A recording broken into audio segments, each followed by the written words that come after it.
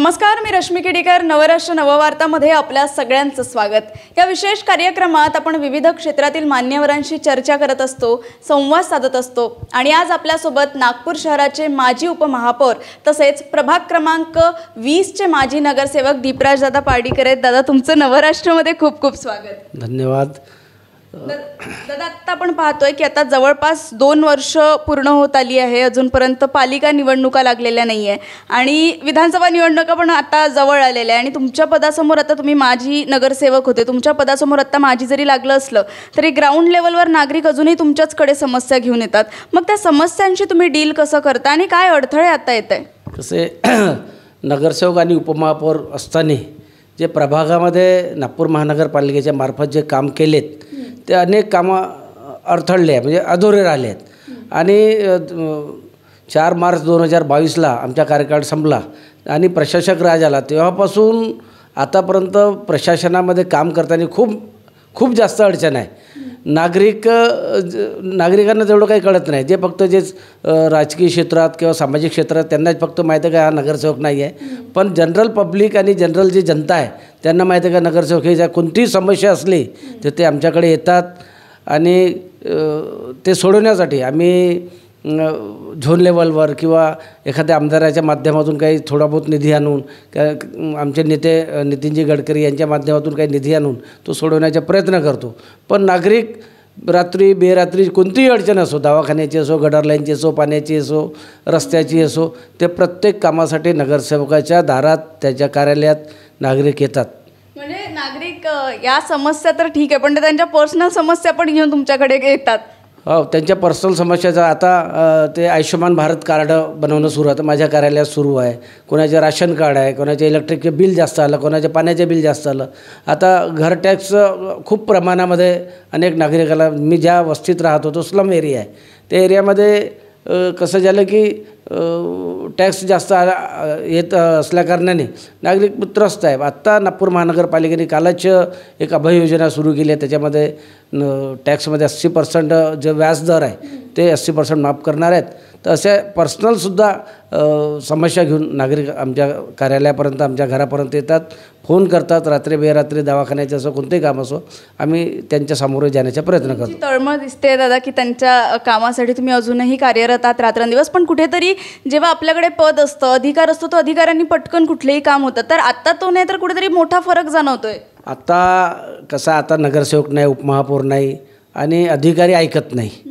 आणि ज्यावेळेस पदावर असतो त्यावेळेस एक फोन केला तर अधिकारी धावून यायचे, कर्मचारी धावून यायचे, कोणते काम पटकन व्हायचे. आता तेवढं राहिलं नाही. आता फोन केल्यानंतर 2 दिवस 4 दिवस वाट पाहावं लागते, एखाद्या वेळेस चिडून बोलावं लागते आणि त्या सगळ्या याच्यातून मार्ग काढावा लागते.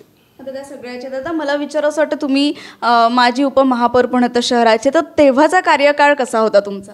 तेव्हाचा कार्यकाळ चांगला होता. त्यावेळेस आमचे नंदाताई महापौर होत्या आणि त्यांच्या कार्यकाळामध्ये मला उपमहापौर पद, मी 3 नागपूर महानगरपालिकेमध्ये मी पहिला असा उपमहापौर ज्याला 3 वर्षाचा कार्यकाळ मिळाला. आणि त्यांच्या हाताखाली काम करून मला जे कार्य, म्हणजे नंदाताई नागपुरात नसताना मला महापौरचासुद्धा चान्स आला आणि मी त्या कार्यकाळात जे नागपूर महानगरपालिकेसाठी फायद्यासाठी जे करता येईल ते करण्याचा पूर्ण प्रयत्न केला. तेव्हाचं रिमार्केबल काम जे आपण म्हणतो ना, हे खूप महत्त्वाचं काम होतं जे मी केलं, असं कुठलं आहे? मी माझ्या भागामध्ये एक नाईक तलाव आणि लेंडी तलाव आहे आणि खूप प्राचीन आहे. म्हणजे भोसलेकालीन तलाव होता, त्याच्यावर काही ठिकाणी अतिक्रमण झालं आहे. त्या दोन्ही तलावाच्या मी प्रकल्पाकडून मोठा प्रोजेक्ट तयार केला आणि 27 कोटी रुपये त्याला मंजूर करून ते आता सध्या काम जोरात सुरू आहे. दादा, आता कुठेतरी निवडणुका कधी लागतील हे कोणालाच माहिती नाही, पण जेव्हा कधी लागेल आम्हाला दीपराज दादांचा चेहरा बघायला मिळणार का? म्हणजे निवडणुकींना घेऊन तुमची काय भूमिका असणार आहे? शक्यतोवर 2025ला निवडणूक होईल आणि आमचे पक्षाचे जे नेते आहेत, पक्षाचे जे मंडळ आहे ते ठरवतील उमेदवारी द्यायची नाही द्यायची. नक्कीच दादा, त्याच्यासाठी तुम्हाला खूप खूप शुभेच्छा. आता आपण बघतो दादा की प्रभागात, तुमच्या प्रभागामध्ये सद्यस्थितीमध्ये अशी मोठी समस्या कुठली आहे सध्याच्या स्थितीमध्ये? सध्याच्या परिस्थितीमध्ये आमच्याकडे एक गटर लाईनची मोठी समस्या आहे. एक मुख्य रस्ता आहे जो नाईक तलावाला, त्याचं अतिक्रमण खूप मोठ्या प्रमाणात अतिक्रमण आहे. वारंवार कमिशनरला झोन स्तरावर अर्ज दिले, आंदोलनं केले, पण अजून त्यांनी काही कारवाई केली नाही.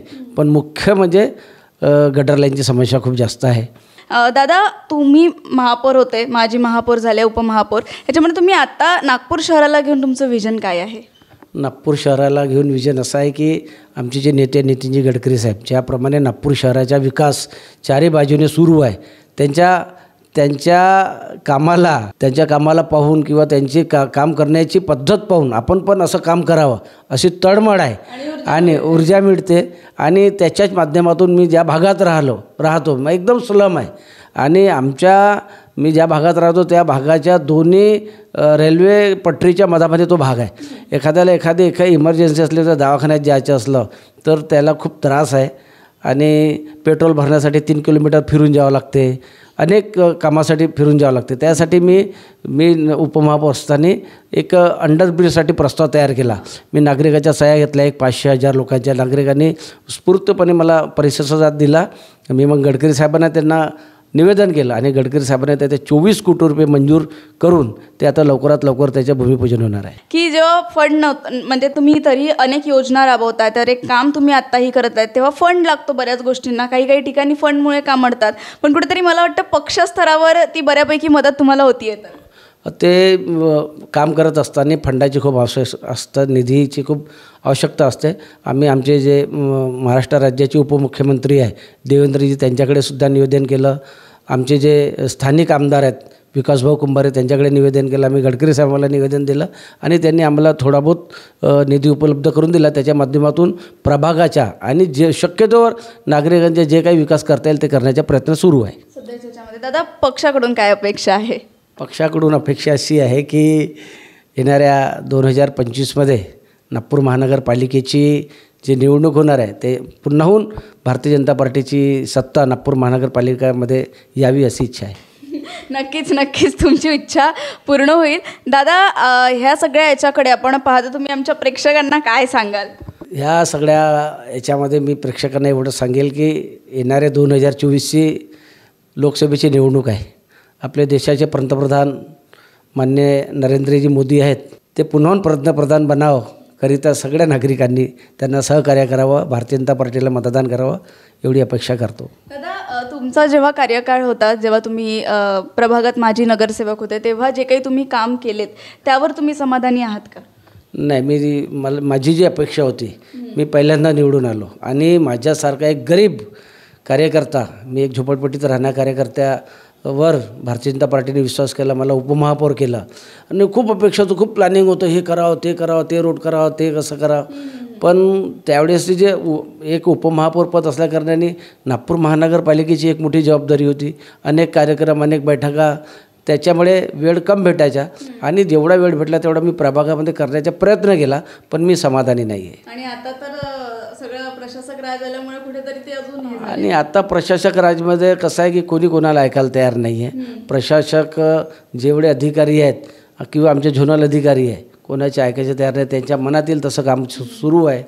पण आपण प्रयत्न पूर्ण करण्याचा प्रयत्न करत आहे की आपण नागरिकांच्या ज्या काही अडीअडचणी असेल, आता विकासभाऊच्या फंडातून आमच्याकडे रोडचं काम सुरू आहे, प्रवीणजी दटके यांच्या फंडातून एक अजून काम सुरू आहे. तर असे अनेक कामं करण्याचा प्रयत्न सुरू आहे आणि नागरिकांच्या समस्या कशा सोडवता येईल याच्यासाठी आम्ही सतत प्रयत्न. तरी मला वाटतं इतिहासात असं पहिल्यांदाच होतं की इतका मोठा काळ जो आहे प्रशासक राज होता, तर या सगळ्याच्यामध्ये कुठेतरी नागरिकांचा खोळंबा होत आहे, माजी नगरसेवकांना कुठेतरी याचा त्रास होतो आहे. तर एकंदरीत याला कारणीभूत कोण असं तुम्हाला वाटतं? आता याला कारणीभूत कोण म्हणजे आता कसं महाराष्ट्रामध्ये ज्याची सत्ता असली, पहिले शिवसेना आणि अलायन्स महाविकास आघाडीची सत्ता होती, त्यांनी 2.5 वर्ष काढून टाकले आणि नंतर भारतीय जनता पार्टी, शिवसेना आणि अलायन्सची आता सत्ता आली आहे, युतीची सत्ता आली. पण आता कसं याला कारणीभूत म्हणजे आता महाराष्ट्र शासनाने लवकरात लवकर निर्णय घ्यायला पाहिजे, कारण की याच्यामध्ये नागरिकांना खूप त्रास होत आहे. त्यांना जे सुविधा पाहिजे होती ते सुविधा आपण देऊ शकत नाही आणि त्यांना जो त्रास होत आहे त्याच त्रास होत आहे. म्हणजे होतोय त्रास आणि लवकरात लवकर निवडणुका लागायला हवं असं तुमचं मत आहे? हो, आणि लवकरात लवकर निवडणुका लागायला पाहिजे. आता कसं आहे की 2024मध्ये आत्ताच एप्रिल-मेमध्ये लोकसभा होईल, डिसेंबरच्या जवळपास विधानसभा होण्याची शक्यता आहे आणि 2025मध्ये मार्चपर्यंत नागपूर महानगरपालिका होण्याची शक्यता आहे.